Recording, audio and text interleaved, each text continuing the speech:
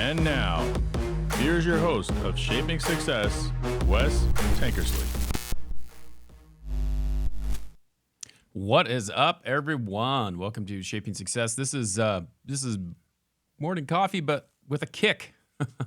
So, right next to me here, I got. Let's see. Look, we do the camera thing. We've been talking about this. You got to point the other way now. There we go. Yep. This is Robert Watson. He is a friend of mine that has been on the podcast before.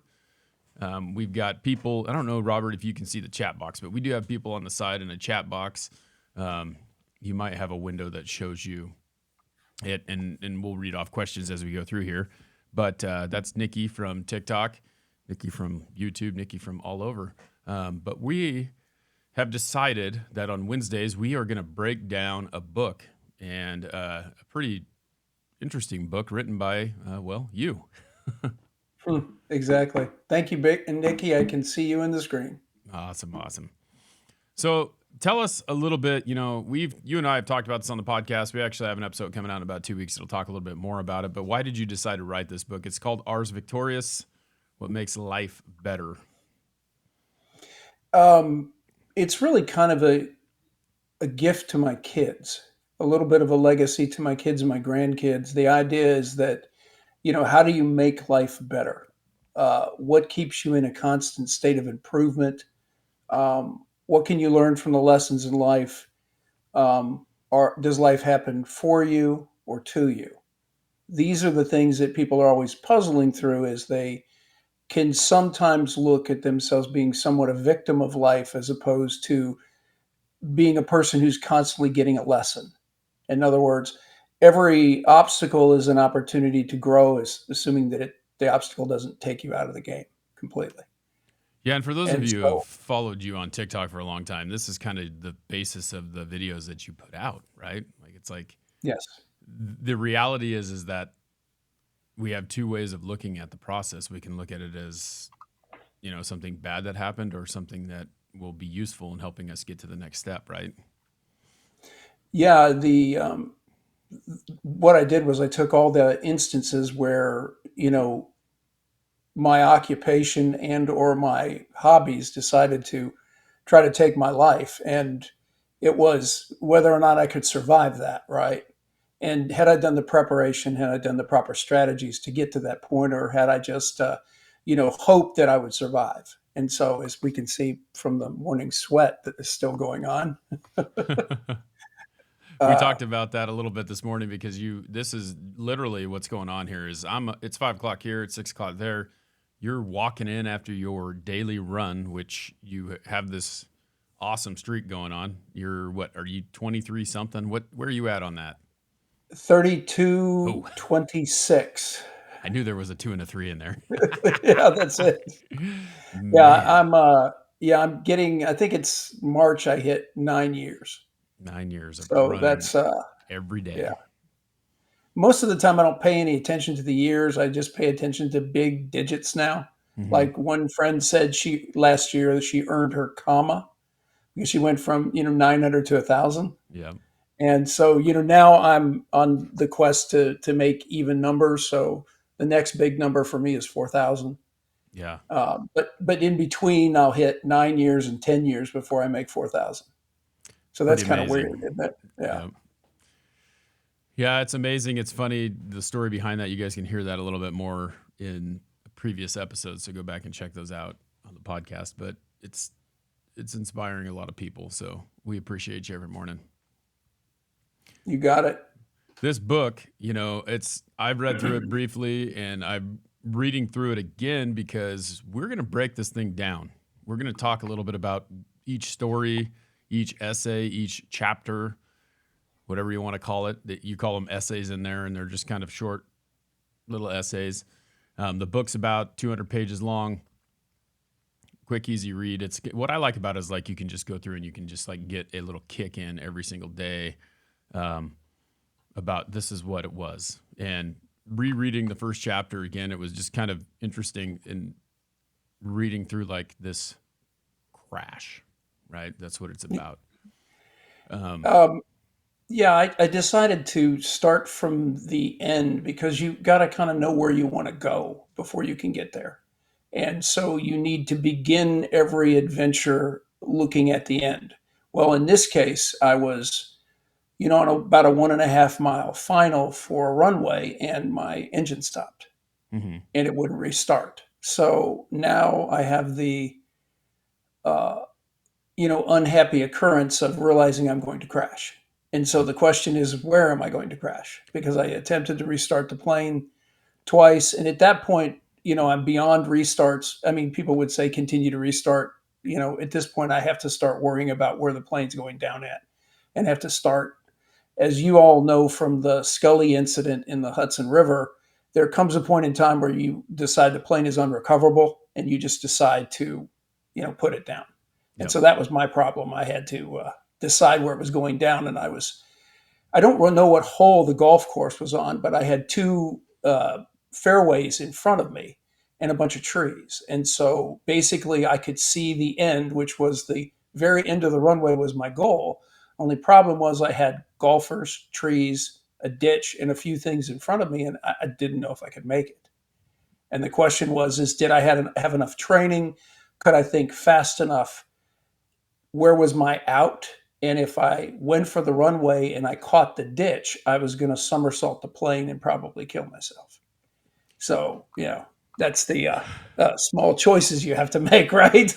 And you have to do it in milliseconds, Yep. right? And It's so the question was, had I been well trained, and that's the story I always want to preach to people, had I trained myself well enough to have earned the right to survive? And I know that sounds weird, but that's really what it boils down to. Had I earned the right to survive? did you put the And work so, in? yeah, have I done the job, right? I mean, Yeah. because a lot of things can go wrong. There's no question. But, had I put enough in? And if I put enough in, then you're good, Yep. right? Then you've at least done everything you can do. And if you die with a smile on your face, so to speak, I guess. I don't know. We'll see. Yeah. That's one of the things that we've talked about a lot is like just knowing that you did, do you want to go to bed tonight knowing that you didn't do everything you possibly could have done to be better today than you were yesterday? Because now you've given yourself that opportunity to be better, right? That's what it's done. Yeah, and there's been other incidents where this time I was alone in the plane, but there was other incidents where I was not alone, when other people were their lives hinged on my ability or my training or the absence of training. That's what really becomes difficult, is when you risk other people's lives. And that's what airline pilots do all the time, right? Right. It's not just about them. Okay. Matter of fact, they don't really care about themselves. When the problem starts happening, they worry about the 300 passengers they have on board. Yeah, it's pretty amazing. You brought up what is that? What did they call it? Miracle on the Hudson or something like that, was with the Sullivan, I can't remember his last name. Anyway, I just watched that movie, but it was crazy how in the end he lands this plane, he saves all these people, no one dies, but they're back to the fact that did he do the right thing? And it's like, this is stupid, because they really proved in the end that he did the only thing possible. He had to make the decision. It wasn't something that a computer can make the decision for you, right? Like, you have to decide, what are we going to do? How are we going to survive? Yeah, so the way engine out training works is, when you realize your plane is unrecoverable, you now look for open space, because what you don't want to do is kill people on the ground with your plane. So you imagine his choices. Okay. City, water. He didn't have any other choice. There was zero other choice. If he could not make it back to the runway, which he assumed he could not turn around the plane and it would create so much drag on his plane that it would force him down. He only really had one choice. He had one out. And in truth, I know that passengers will not be happy to hear this, but the first concern at that point is you don't take any more people with you. In other words, I don't take the 300 people on the plane and crash it into a building and take another 1,000 people. So the plane becomes sacrifice to not taking out anything on the ground. So when you begin to realize what that is, so now you look at his options, that was his only option. Yeah. And so that's also why he probably didn't feel like much of a hero. Was he was like, I just did my job. Right. I did what I was trained to do over and over and over and over and over again. He just did it well. Yeah, talk about one of the things that I was reading as I was thinking through this. I was like, the amount of things that are going on around you that you are like you see. You talked about it like Mm-hmm. slowing down, like time kind of slowed down when you realized you were in this. I don't know. It's not a panic. It's like you're just in this different zone where like we're going down. Now we have to decide what to do. How are we going to figure this out? And you just start noticing back and forth. And I have to tell you, it's kind of funny because it's like you're like, here comes some oak trees, and I'm like, I wouldn't have noticed that they were oak trees. I would have just known that they were trees. I mean, this is crazy. Like the attention to detail, like what's going on, your mind slows down, and you're just like, all right, we're gonna figure this out. This is what we're gonna do. Talk about that a little bit. How does that process go? That's crazy. That's just amazing that you can slow it down that much to see what to do. Well, back to the most important thing, which is I had really, really good flight training. I had great instructors. So the reality is we did this over and over and over again, right? In all kinds of places, in odd places. It didn't matter. They found the luxury during flight training of pulling my engines or losing my flaps or losing something, but it was normally pulling my engine. And it was like, okay, engine out. Where are you going? Mm-hmm. Tell me where you're going. And let me tell you, when a lot of the places we trained, I was down to 100 feet before they gave me back my engine. So it was, You've been we there. did a lot of that. So as we're looking, what I don't say in the book is that I actually saw the guy on the green look at me as I was going overhead, one of the golfers. He actually looks at me, right? Yeah. And as I made the joke, I wanted to lift my legs as we went over the tree, thinking, artificially that if I just lifted my legs, it wouldn't scrape the bottom of my plane, right? I mean, you get really trivial, but everything becomes very locked into the end of the runway and all the dynamics that are going on with your plane. In other words, where are my flaps? How am I configured? How do I get additional length out of this? What's in my glide path? All this stuff is going on as fast as you can. But the first thing that happens when you realize you're going down is you scan basically 180 to say, where can I put this down? Mm-hmm. And what you don't want to do is turn 180 around because you create so much drag, it forces you down fast. Yeah. So you don't want to do that. So you want to go somewhere where you kind of get maximum glide path. And so the golf course was one option. Okay. But there were golfers Right. and that wouldn't have went really well. So the golfers eliminated the golf course. So then I had the trees and the ditch and everything. So really my only option was trying for the runway. Right. And so you're doing all that as fast as you can. You're reconfiguring your plane. You're making sure that everything is what it's supposed to be. And you're also making a call to the field to let them know you're engine out. And this Right. is not a drill. This is not a joke. Okay. Yeah. Because we can simulate, and you'll hear it over what's called a unicom. You'll hear Cirrus 414 Tango X-ray is simulated engine out. Everybody knows what I'm doing. I'm doing a simulation. But if I call the actual Cirrus 414, declare an emergency, engine out, that clears the field. Right. That also lets the emergency workers know to go to work. And all this is taking place in 30 seconds. Everything from start to finish. And you just know because you've practiced so many times. It's repetition.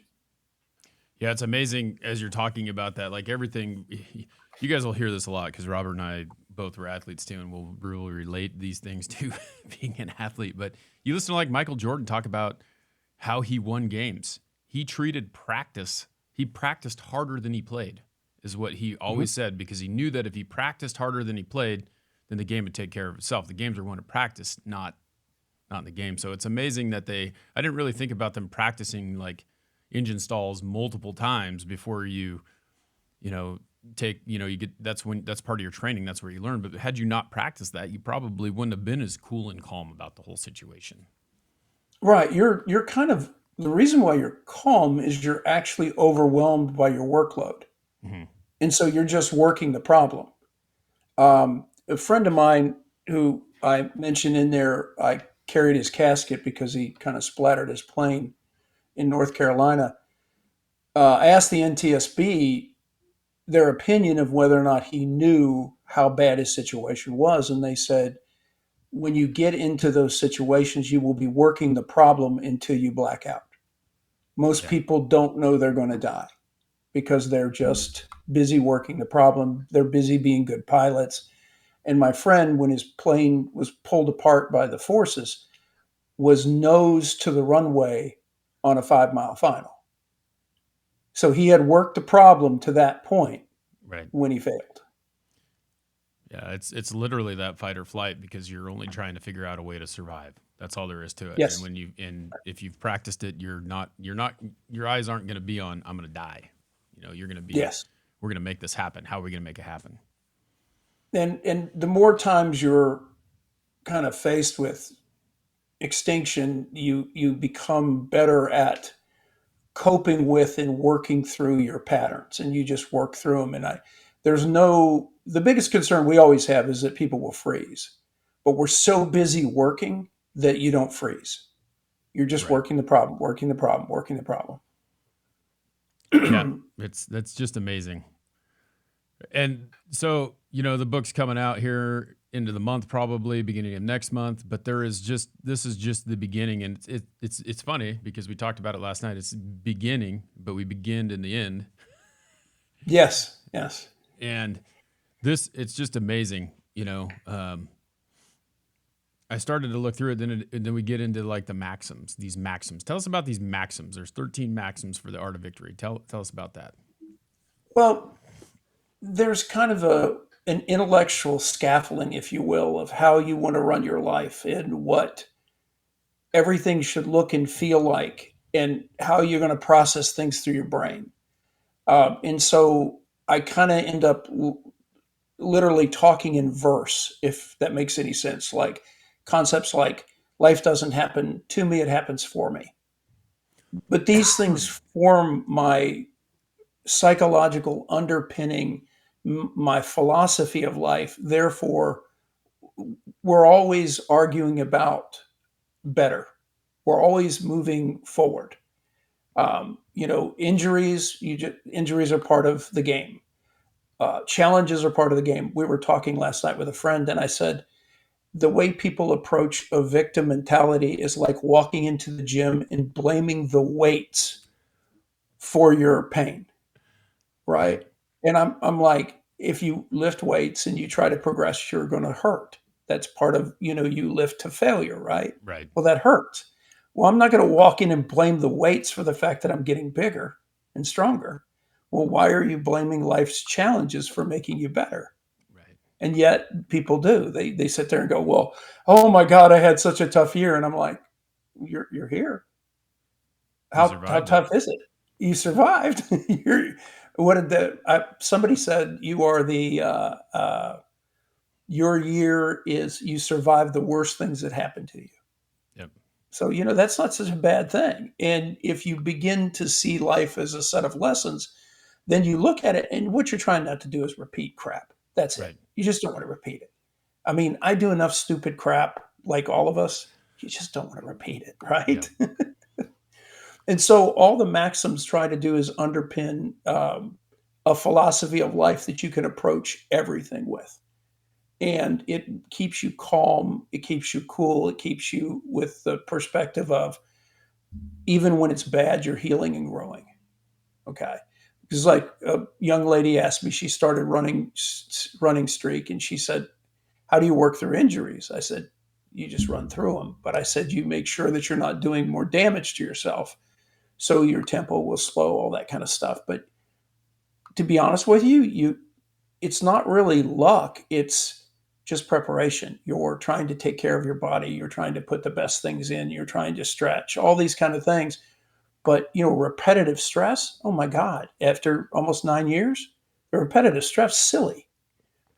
So I work through at least one injury a year, and you survive. You Yep. just work through it. you figure out a way to make it work. You extra ice, extra Tylenol, stretch more, cool down more, slow it down, speed it up, whatever you got to do. Right. And when you get a philosophy, and that's what the maxims were designed to do, is create a philosophy of life where you begin to look at, I have a tool in my tool belt for any problem. Mm-hmm. Like I want to talk, I want to decide how I go from here where we are right now.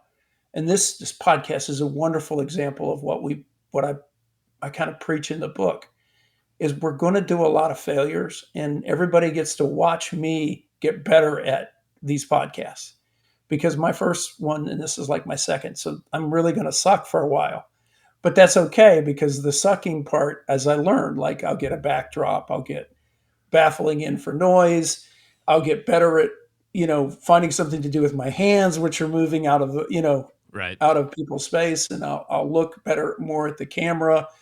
I mean, I'm unseasoned, so it's going to be ugly, but that's how it is. It's It not was pretty. funny Plus, last I night when I hate was being on camera. texting you. It was hilarious because I was sitting there going, I said this in the text. I was like, you know what? It doesn't matter. We'll try it. If it's shitty tomorrow, it'll be better the next day. We'll just do it again. We'll just do it again. Yes, yes. Yeah. And back to the sports analogy, right? You run a play and it just looks like hell, right? Yep. And you're like, the timing's all wrong and all that kind of stuff. So you do it again. And you do it again, and you do it again, and you do it again. And then there's this magic on game day, right? Right. This magic where you're running, and I remember this play. It was just one. It was 1st and 10 on the 20, right? And it's basically an option right. Yeah. And I have a fullback and a tailback in the I formation. So I fake to the fullback, and then I option to the right with the halfback. Well, my outside receiver is supposed to take the inside linebacker and shield him, and the tight end, it's a strong side play. The tight end pops out and hits the corner. Well, all we have left is the safety, right? Yep. And if the safety cheated in, okay, and he doesn't come in, I'm going to go run with the ball. If the safety comes up and takes me, I pitch it to the halfback, and off we go. Yep. Well, in this play, we had ran it over and over again. Come on, it was ugly a lot. Yep. But this one time in this game, everything was like magic, right? Just like magic. The safety got caught inside. I didn't pitch it, and I went 80 yards for a touchdown. Yep. And it was just like magic because everything worked to script. Now we'll run the play, 100 other times, and it will not, do that. It will, 4 yards, 3 yards. Right. And, a lot of times I get hit and knocked into the ground, and, so but it's that one magical time where it works to perfection. Right. And that's why you practice. Yep. So one day we'll get a podcast. I just visualize as you're talking about that, because everyone knows that, I played football too, but I was the guy pushing people around so that you could get to where you needed to get, because I was a lineman. Exactly. But I still remember like watching people run the option, and just that perfect, like, just like you said, it's either I'm going in or I'm pitching that ball, and just, when it works, it works. It's a beautiful thing. Oh, yeah. When it works, you overwhelm the defense. That's what it's designed to do. But if you don't get your blocks down, whatever. Yep. I mean, you're asking a wide receiver to shield a linebacker. Yep. I mean, that's a huge mismatch, right? Not good. I mean, I don't know about you, but most of the receivers I had on my team did not want to block anyone. That's why they were a receiver. Exactly. And they damn sure didn't want to take a linebacker on that's got 60 pounds on them. Yep. So the best you could pray for is they would get in their way. Yep. Exactly. They weren't blocking, just get in the way. Get in the way just enough. Just enough so I get free. Yep. Well, I think what we'll do here is I kind of like these maxims, and I think that it's a great one to cover. Maybe we'll cover one every day is what I'm thinking. There's 13 of them, but we'll get through or every time we do this, because if you guys are joining us, this is something that Robert and I are going to do every Wednesday. He's got a book coming out. We're going to break it down a little bit. Brian Sales is in the house. He's asking questions. He says, it's funny that you hate to be on camera because you're always on camera. But the funny thing about it is that you're always on camera for a few minutes, right? You don't have to sit there. 7 to 11 seconds. Yep, he's got it broke down. Right. Yeah. I mean, I'm on there so short that it's like a burst of energy, and I'm always trying to get my energy and tempo on. and then I'm off. Nobody has to worry about anything other than, can I spit the words out in the right order? Yep. And there's even times, you guys don't know this because I get tagged in every one of them, but I know that like there's times where I'm sitting there and I get tagged in one and then I get tagged in another, like right after the first one. So that means that he saw something after he posted. He's like, I'm taking this one down. I'm putting another one up. Yep. For 7 to 11 seconds. Yes, exactly. Right. So I'm being, I think one day I did 11 versions, right? Because I looked in the back and there was something in the background. There was this. The sweat was too profuse. Like finally I've stopped sweating. But the sweat was too profuse where there was literally dropping off the front of my nose, right? I'm like, and so I'm sitting there with a towel trying to wipe myself down. So yeah, there's a lot of dynamics. And like I said, I don't like being on camera. Yeah, I think it's funny because I have, where's it at? Over there. I have my grandfather's chair sitting in the background, and just, I know you're not as old as my grandfather was, but you just remind me of that presence that you just walk into a room and Nikki says you look great on camera. I think that we're all worried about the way that we look, but it's just that, square shoulders, square jawline, just, you got that persona that you can just, people want to listen, I'm sure, when you walk in the room. So I think you just gotta, it comes with territory, right? Over time, you're not even gonna care anymore, and you do a great job. And this is just, my son talked me into this TikTok thing about 2.5 years ago. Well, yeah, it's something like that. And I got on there, and I mean, I was awful, just blithering awful, right? But I just gutted through, and I said, eventually I'll get better at this. And he goes, Dad, you're not too terrible, but here's what you need to change, right? Yep. So I'm being coached, and he did a really good job. Yep.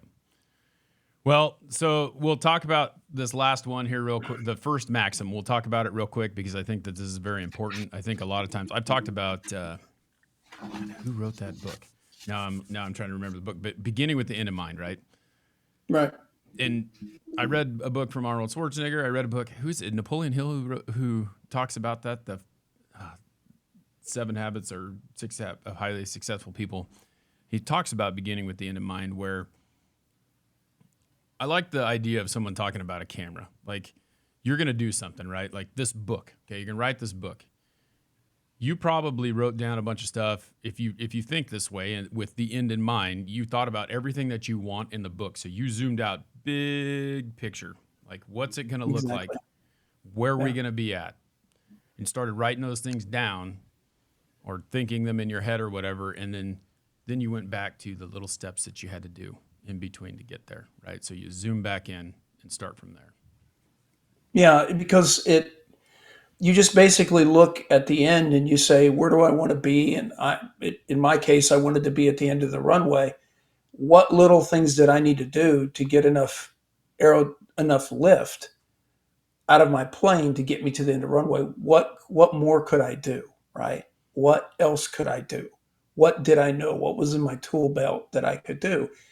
I broke this down to the simplest thing, how to get from the beginning to the end. And I said, you need strategy, you need a plan. Right. There's often times where you lack the ability to actually execute the plan. So you got to acquire the abilities, the knowledge, skills, or excellence to be able to get there. And then you have to fearlessly execute whatever plan you have. As bad as it may sound, or as uncomfortable as you may feel about getting on a podcast and just saying, I'm just going to gut it out. If it's crap, it's crap. Right. And you just say, well, what's your strategy? Well, my strategy is I've got things in front of me that I can lean on as we get through this.